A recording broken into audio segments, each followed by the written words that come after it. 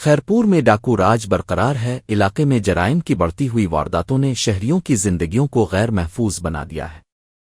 اسی سلسلے میں ایک اور دل خراش واقعہ پیش آیا ہے، جہاں چونڈ کو گاؤں کے رہائشی فقیر احسن ملہ کو نامعلوم ڈاکوؤں نے اغوا کر لیا۔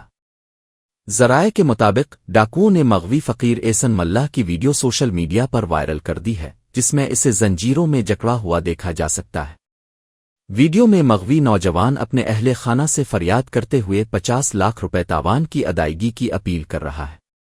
ویڈیو میں ڈاکوؤں کو مغوی پر بہیمانہ تشدد کرتے بھی دیکھا گیا ہے، جس نے علاقہ مکینوں اور لواحقین میں شدید خوف و ہراس پھیلا دیا ہے۔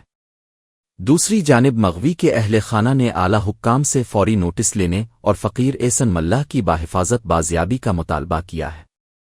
علاقے کے شہریوں کا کہنا ہے کہ خیرپور اور اس کے گردونواں میں ڈاکو راج مسلسل بڑھتا جا رہا ہے اور پولیس کی ناکامی کے باعث عوام شدید عدم تحفظ کا شکار ہے۔